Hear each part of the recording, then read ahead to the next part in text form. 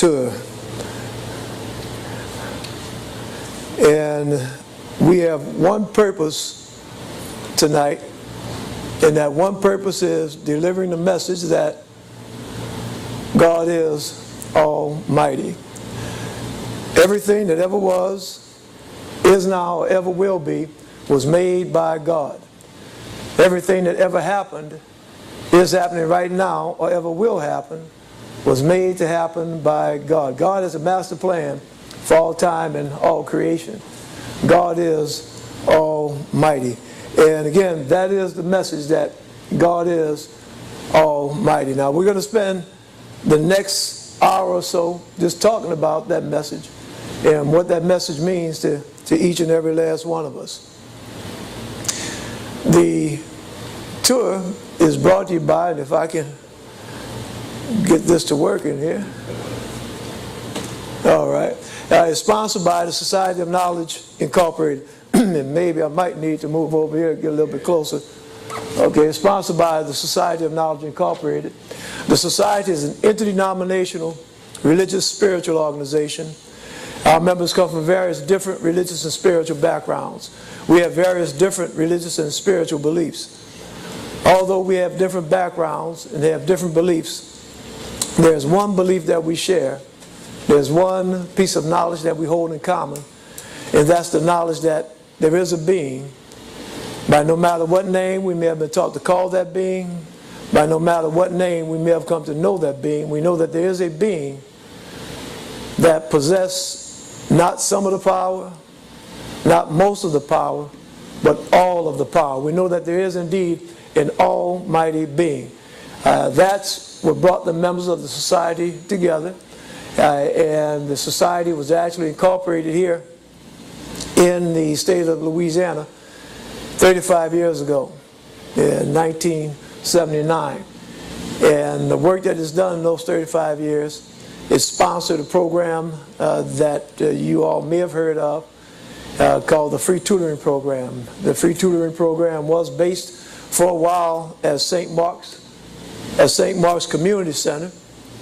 And when Hurricane Katrina hit, it closed down. So we are in the process of getting that restarted, the Free Tutoring Program, and you'll see there's some sign-up sheets in the back, not only for the society and for the tour stop, but also for the Free Tutoring Program. If you know of any child that comes from a low or moderate income family that's achieving below average, and you want to get free one-on-one tutoring for them, sign up so that we can get in touch with you. And the tutoring, again, is free of charge. It's on the weekends and Saturdays. The place that we're going to have it is not determined yet, but as we get the program rolled out, we'll contact you and let you know the information. So if you have a child, a grandchild, a niece, a nephew, someone that you know, have them to come and get in touch with us about the Free Tutoring Program. You'll also see that we sponsored the Church of God Almighty. And the Church of God Almighty, it was located on St. Claude, right off of St. Bernard. And that building, we sold that building, and we're in the process again, and it'll probably be after we come back from the tour, getting another building. And you see the third item down there, and that's the Message television program. The Message airs live on most Thursdays, channel 76, Cox Cable Orleans, and you can also watch it on the World Wide Web, and that's www.livestream.com/Messenger DNK. And if you didn't get a chance to write all that down, just visit our website, www.godisalmighty. That's pretty easy to remember. www.godisalmighty.org, and that'll send you to a link to the live stream Messenger television program, or Message television program.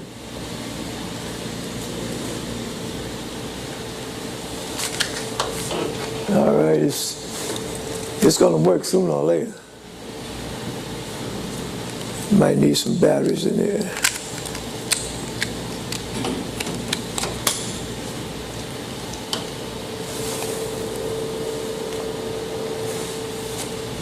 All right.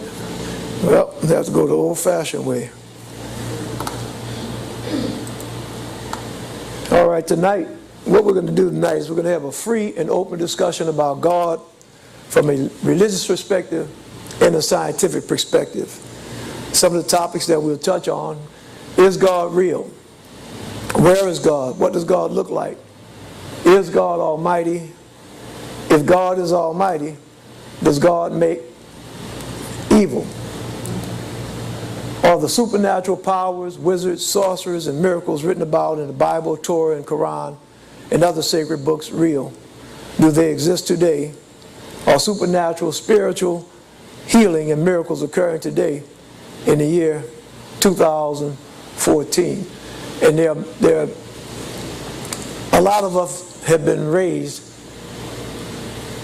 being taught about God, that God exists. And a lot of us, as we have, well, before we go into that, this is the format. There will be some opening comments by me, your host. That's what we're going through now. And then after that, the microphone will be opened to the audience for comments and discussions. And we're asking that all of us are courteous to all of our speakers, and then we close. And I said earlier that this is an open discussion, and I ask that we all courteous to each other. So there are no right or wrong answers in this house tonight. Everyone can voice their opinion, and if you don't agree with their opinion, that's fine. And if you have something that you want to say, that's fine. But we just want to make sure that we feel free to express ourselves tonight. And then we'll have a close. Okay, is God real? A religious perspective. Where is God? What does God look like? Is God almighty? If God is almighty, does God make evil? If religion teaches us, and we go through most of the major religions, be it Judaism, be it Christianity, be it Islam, it speaks about a being. Islam calls that being Allah. Christianity calls that being by different names, whether it's God. Some Christians call that being Jesus. Some Christians call that being even Yahweh. It recognizes that there is something more than just us. There's a power greater than us. And what that power is, who that power is, when you look through the Bible to try to, and most of the references tonight will be from the Bible because that's a reference book that a lot of us have at our houses and that we're used to. But when you look at the Bible and try to get some kind of understanding about who God is, well, at the very beginning of the Bible, in the book of Genesis, chapter 1, it talks about, in the beginning, God created the heaven and the earth. And it goes into a list of the different creations by God. So it doesn't say that God started out at some place. It says that in the beginning there was an entity, there was a being that's called God.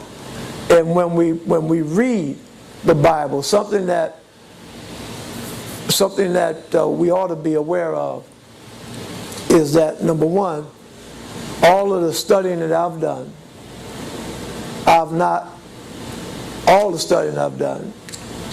found any text or anywhere else where it said who was there in the beginning to record this. So Genesis talks about in the beginning, but it doesn't say, well, who was there to write that down? Well, we know it couldn't have been a man there because men were created later on through creation. So just having that in mind, and I say that because when we're reading the Bible, when we're reading these other texts, we have to realize that a lot of what we read was passed down orally, and when you get to the point of reading about what happened in the beginning, you find out that this was something, a revelation that was given to a human at one point, that it wasn't a human there in the beginning when God created the heaven and the earth. But this was a revelation that was given to some human at some point later on. So, but in the beginning, so when the Bible, the book of Genesis, that's actually the basis not only for the Jewish religion, which we know as the Torah, but it's also the basis for Christianity. So Christianity and the Hebrew religion teaches us that there is a being, and what has been translated to now, most commonly, particularly if you're using the King James Version of the Bible, a being that's called God that created the heaven and the earth. Now, some of the other things that it tells us about that being is that this comes out of the book of Ephesians, chapter 4, verses 6, one God and Father of all, who is above all and through all and in you all. So that's another attribute of this being that's called God, that it's in all of us. Okay, so now this is coming from a religious perspective. Okay, a religious perspective is trying to get a handle on what is God. Out of the book of Corinthians, and when all things shall be subdued unto him, then shall the Son also himself be subject unto him that put all things under him, that God may be all in all. So we see this theme developing, that there's a being that was and existed before all other things, and that created all other things and is in all other things. Okay, so that's the theme that's developing. And when you go a little bit deeper into the book of Genesis, and it speaks about, in the beginning, God created the heaven and the earth. Well, a question that comes from that is, well, if God created the heavens and the earth in the beginning, then what materials did God use? What materials did God... If the heaven and the earth, and it goes on to explain everything else, all, the stars, this man, and all of this. If God created all these things, and in the beginning it was nothing but God, what materials did God use to create these things? Himself. It wasn't anything else. There was no lumber yard for God to go to get lumber to make trees. There was no gravel pit for God to go to and get gravel to make the rocks and the mud and the mountains. The only thing that was God. So if indeed the only thing that was in the beginning was God, then that means that the only thing that there is now is God. And that gets back to that theme about the all in all. Now this is from the Bible. That's from a religious perspective. Again, out of the book of Revelation. So we started the book of Genesis, and the first book of the Bible. Now we're in the book of Revelation, the last book in the Bible. And it describes God as being, I am the Alpha and Omega, the beginning and the end, the first and the last. Going back again to that same theme, the all in all. And these are, we hear these things, and we hear them in church, we read them in the Bible, but when we sit down and just take a little time to think about it, really, we are pieces of God. The Bible tells us that. It's not God over here and us over there. It's not one entity sitting up on a cloud and men in all creation sitting down somewhere else. God is the sum total of all. Everything that ever was, is now, or ever will be. The sum total, the whole, the all in all. Is God real? A scientific perspective. Where is God? What does God look like? Is God almighty? If God is almighty, does God make evil? And we're going to talk about that because that gives a lot of people problems. Whether or not God creates evil. That gives folks, they have a hard time wrapping their arms and mind around that, whether or not God creates evil. But from a scientific perspective, we're going to jump into some physics. There's some quantum physics, some particle physics. And let's just start with some basic science. Okay? When we were in school, we were taught about matter. Okay? And we were taught about things like molecules. Okay? Everything is made of molecules. Okay? You take your skin, break it down into the cells, and break those cells down into the chemicals that make up those cells. You break that down, you're going to have molecules. You take a piece of iron, break that down, you're going to wind up with molecules. But you break a molecule down. When you break a molecule down, that breaks down into atoms. Okay, all molecules are made up of atoms. Now you're getting smaller and smaller and smaller, and you break an atom down, and when you break an atom down, you start getting things like protons, neutrons, and electrons. And when I was coming up, that was about the end of it. That's what they would teach. You know, when you break it down to protons, neutrons, and electrons, that's a wrap. Yeah. But science now breaks that down even further. And that's when you start getting into what you call quantum physics and particle physics. When the atoms, the protons, neutrons, electrons, when those start getting broken down into things like it says up there, quarks, leptons, bosons, and 4 fundamental forces.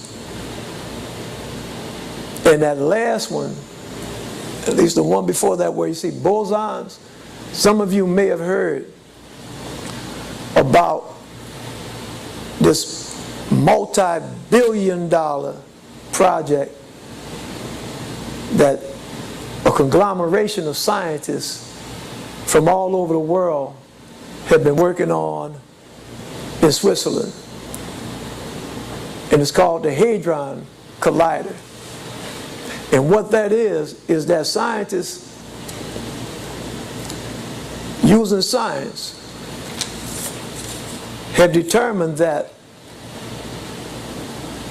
breaking it down, breaking things down as far as you can get, there's still one step to break it down that they have not been able to really identify.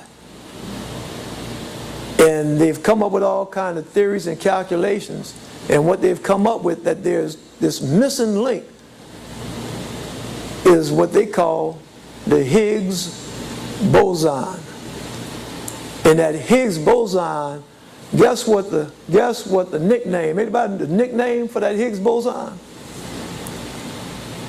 The nickname for that, as the scientists call it, is the God particle. Okay, the God particle. The G-O-D particle. Right, the G-O-D. And they call it the God particle because science breaks everything down, and scientists have come to the conclusion that everything really is connected. Everything really is a part of one. And breaking it down as much as they can, that last little particle that they're trying to find to fill in the space, to fill in that gap, and you hear them talk about a framework to fill that in. That's the Higgs boson, the God particle. And this multi-billion dollar machine that they built up in Switzerland. And what they do is they use it, and it's called a collider, the Hadron Collider. They use it to spin, and I think I don't know if it's protons that they spin and have them collide with each other. And the scientific calculations tell them that at a certain point, there is an element that's going to be emitted, and it's going to have a very, very short life, but they will be able to have a glimpse at the God particle. At the God particle. So this is science. This is science, and when you hear about this, when you hear this discussion about science, not religion, not spirituality, but science, talking about everything being physically, literally a part of one being. That sounds exactly like what those religious books talk about. The all in all, okay? The I am, the Alpha and the Omega.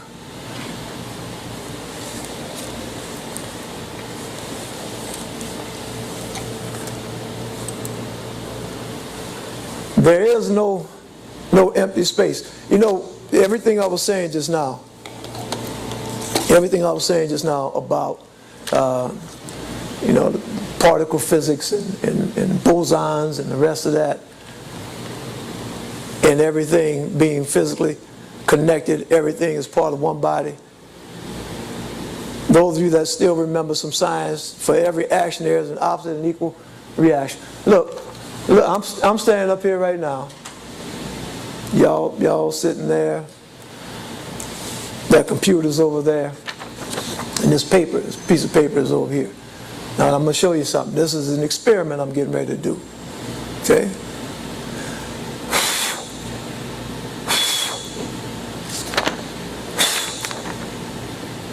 Now I did something here. And I blew. And that paper moved.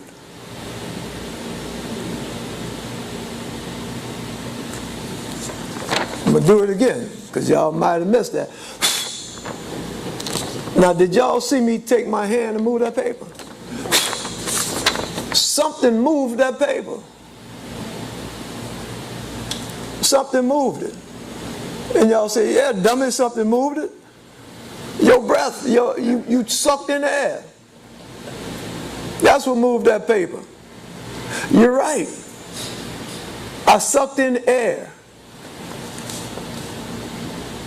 Air is all around us. It's real. Air is made of matter. It's made of molecules. But you can't see it. So wait a minute. There's actually something physical. There's an actual physical thing that we're moving around in. So even though I'm standing over here and Apostle, you're sitting over there, we're still connected. There's a physical connection between us. And that's everything. Everything. All the way out to Saturn. beyond Saturn, everything in the universe, and I like that word, and I'm just going to take a second, universe, a scientific term. And uni means one. See, again, a scientific term, universe, one. No matter how many Milky Ways, how many galaxies, they're all part of the one being. But that right there, just a demonstration about how we are connected. And as science, and I don't know, is that Newton's first law? For every action there's an opposite and equal reaction. Okay, that's a scientific principle. Okay, the third? Okay, thank you. All right, so that means that because we're connected and there's something physical in between us, when I move, that stuff, that physical stuff that was there in that spot, for me to move here, I'd have moved that somewhere else. And then when I moved that somewhere else, it moved something else. Or it hit upon something else, or it touched something else. So you might not have felt that reaction when I moved, but it did have an impact on you. And that, wait a minute, that kind of sounds like something I read one time in the scripture somewhere, where it talks about if you've done to the least of these, you've done to me. That we're all connected. And we're not using right now spiritual terms or religious terms, just pure science. If you don't believe, I was on a TV show yesterday, and the brother said, I don't believe in God. All right. Even if you don't believe in God, if you believe in science, it shows that we're all connected. And again, I didn't make myself clear at the beginning that the purpose tonight is not to convince anybody of anything. It's to deliver a message that God is Almighty. How you receive that message, whether you believe there's a God, whether you believe God is Almighty, that's not the purpose of tonight. It's just to deliver that message. And then we talk about it. Energy. We've talked about matter. We've talked about molecules and atoms and the rest of that. We could break that down, that matter. Whenever you're talking about matter, you're talking about atoms and protons and all the rest of that. You break matter down, and science teaches us that matter cannot be created nor destroyed. That whatever matter was there in the beginning, the same matter is here now. It can't be created or destroyed, but it can be transformed. It can be changed. And it can be changed into what science calls energy. And there's an equation, I know y'all have seen it all the time. E equals mc squared. And that E stands for energy. M stands for what is it? Matter. Mass. Or matter times c squared, speed of light. So that equation transforming matter into energy. And let's when we talk about and we were speaking about physics, and we were talking about breaking it down to those little minute particles, subatomic particles, and breaking that down to what science calls those four forces. A good analogy. You saw me, it's not working. It's not working too good tonight, this right here, but this is remote control. Okay? And that remote control, it works not by magic. It's not supernatural. If you didn't know about science, if you just came out the jungle or something somewhere, out South America, Central America, didn't know about science, then you saw somebody do this, point that, and change, you think that was magic.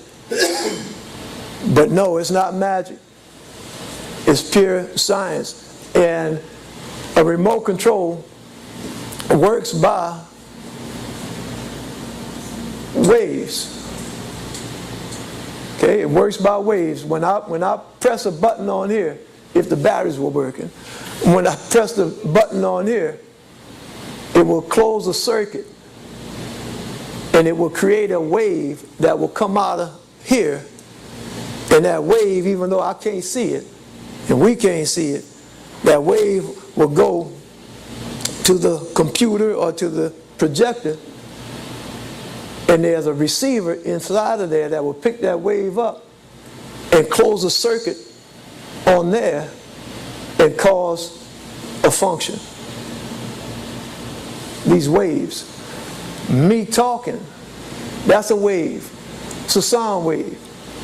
I'm transmitting.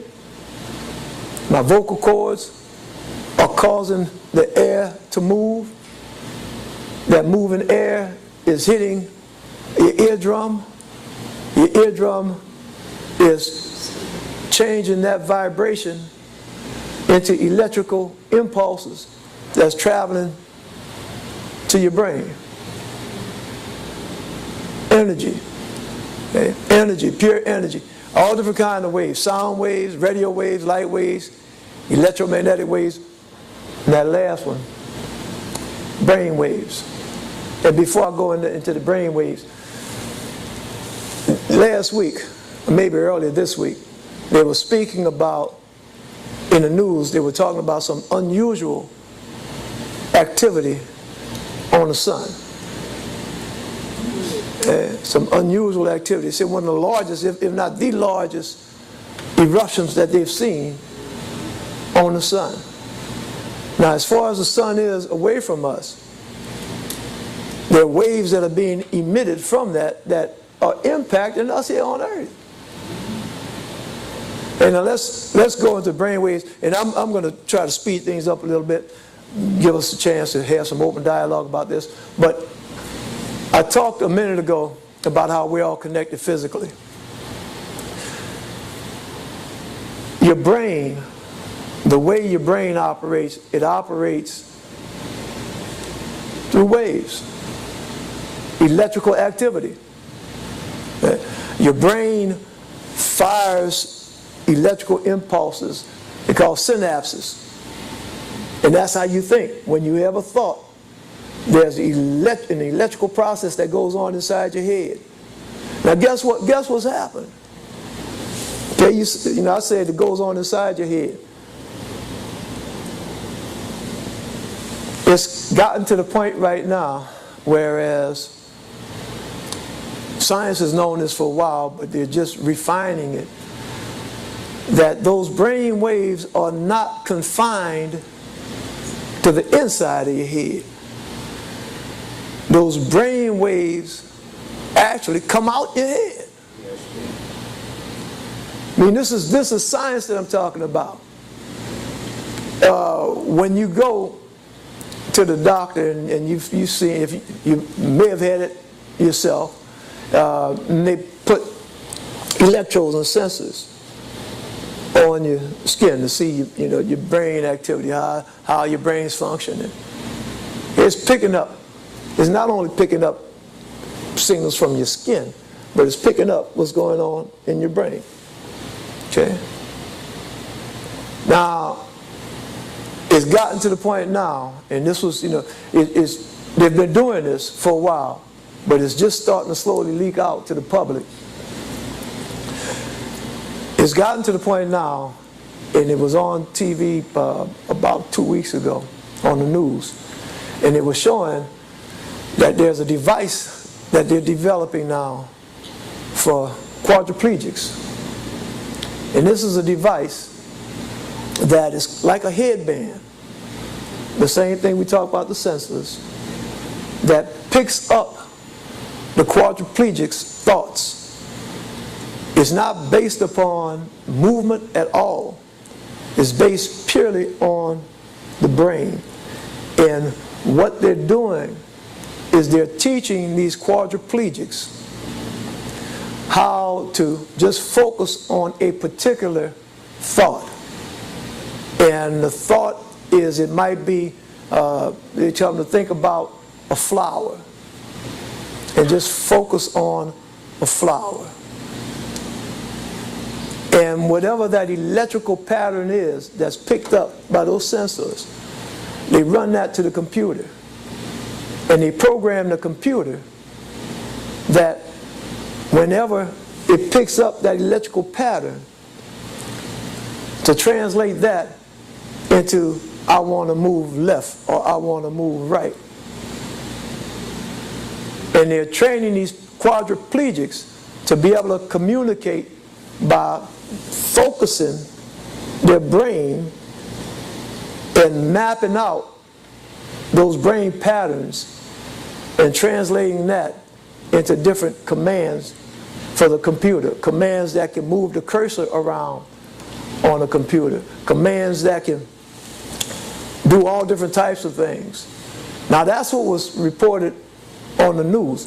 Now the government has been studying this for quite a while. And not only for applications, for medical applications, but for military applications. And it's being developed now that you don't have to have the sensors actually touching your skin. That the sensors can be powerful enough that they can be away from your skin and pick up that activity, that electrical activity.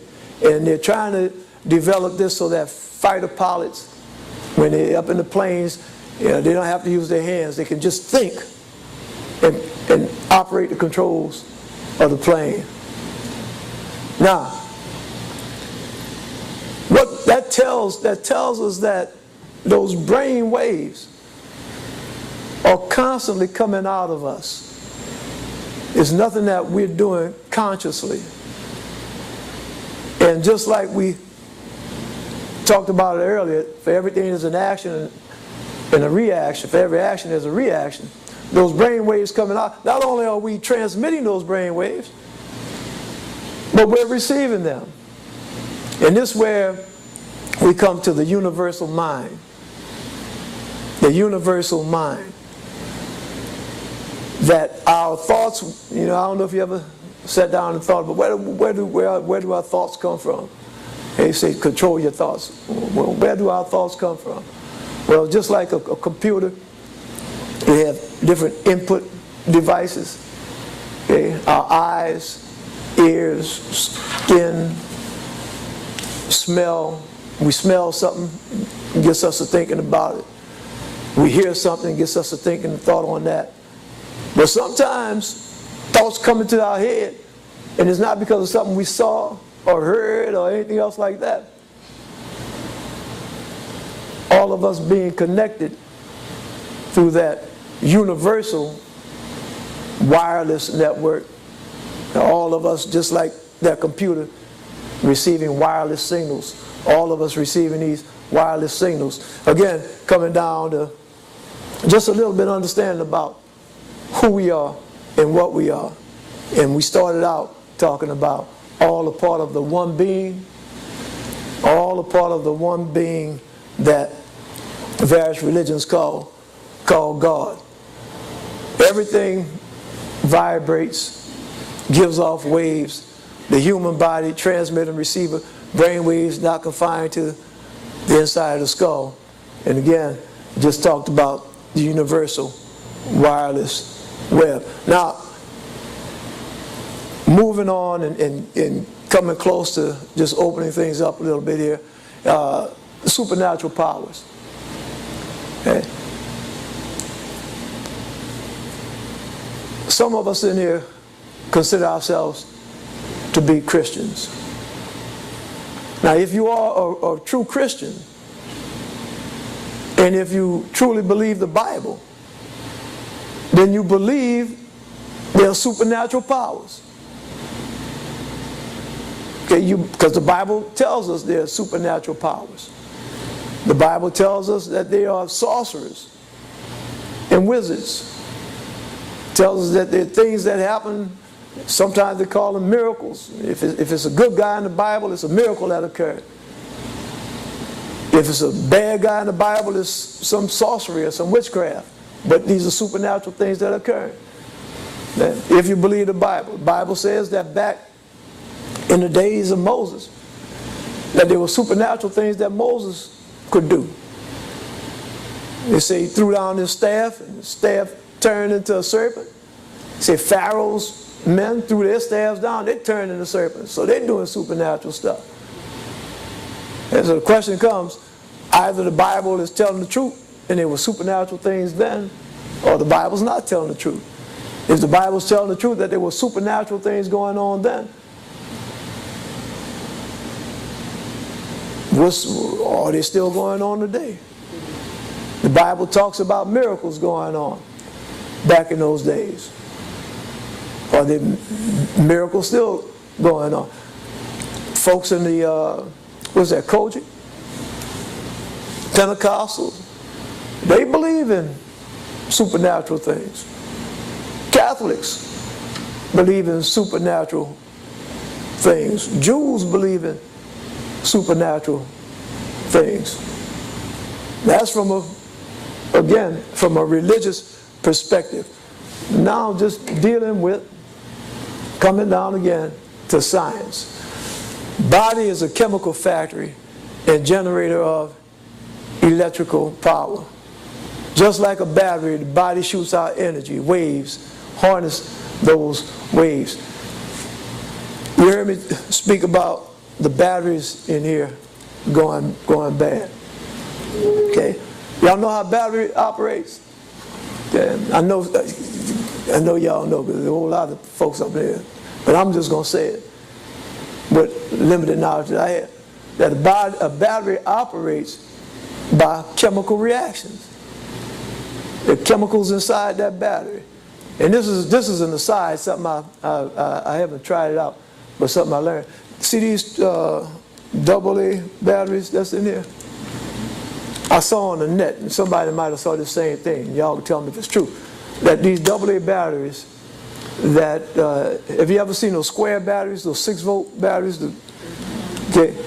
Someone's on the net, they were showing that you can actually open up them square batteries, and they just loaded, I think it's like 32 of these AA batteries, and they said that's a secret that the manufacturers don't want you to know, because what you're paying for all them AA batteries, yeah, you can save a whole lot of money just getting one of those big batteries and just opening it up and getting all them little batteries out of it.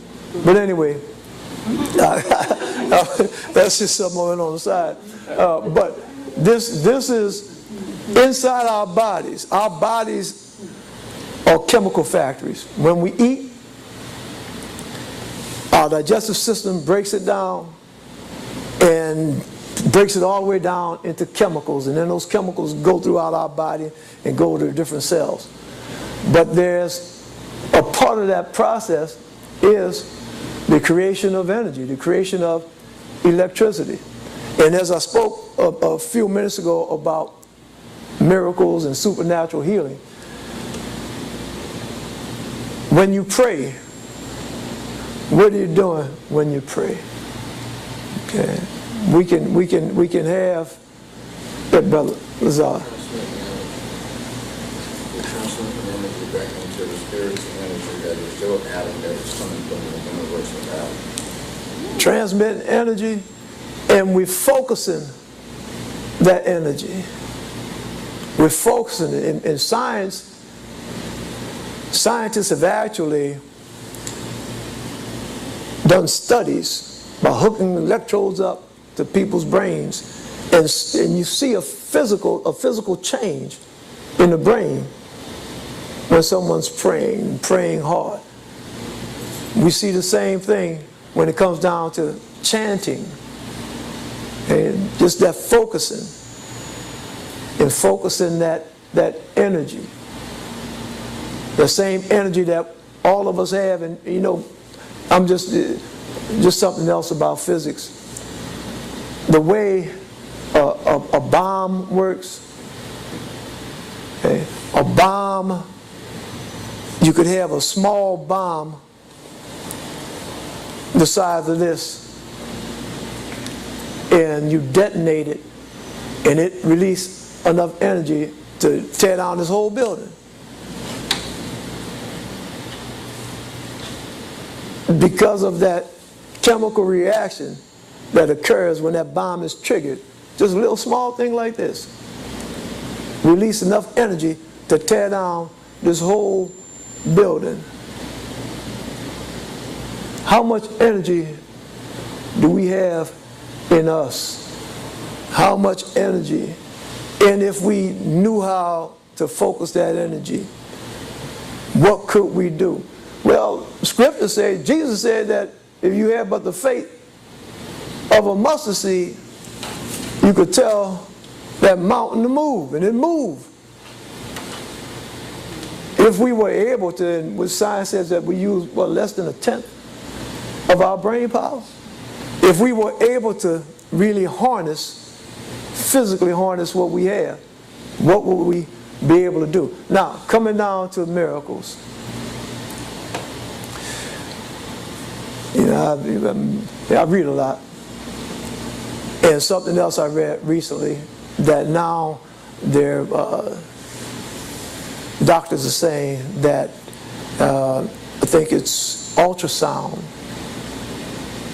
that is being used now, not only just to take images, but to do some healing. Ultrasound, a treatment. Ultrasound. Ultrasound, which is another wave. And if our bodies, no, not if, our body does produce waves, produces energies. But if we can focus that energy so that that energy is coming out of our body, the same way like that ultrasound machine can be placed on someone and help heal them, the same way our hands can be placed on someone and heal them. Now, mutants, y'all, a mutant, something that's abnormal, a deviation, a mutant, a mutation. Our bodies and our physical aspects and everything about us controlled by our genes, on our chromosomes, and sometimes those genes mutate and causes all these differences among us. Now, there may be some amongst us that are more able, without any exercise or training or anything, that are more able to harness that energy that's in us, those brain waves and those other powers that are in us, and they're just born that way. And there'd be some that are trained to be able to harness that energy even more. And when you study different religions, there are a number of religions, particularly in the eastern part of the world, Asia, where they allegedly are able to do fantastic things, supernatural things, just because of their training. There are some here in the Western world, and that's where you saw in the flyers about the Freemasons. There are some that get deep into Freemasonry and get beyond the ceremonies and stuff, and supposedly they learn how to do different types of supernatural things. And as we learn more about science, it's not really supernatural. It's really natural, strictly natural, very natural. That's the end of my comments, and it brings us right back to where we started at, and that's whether or not there is a God. And if you believe there is a God, then what is your concept of God?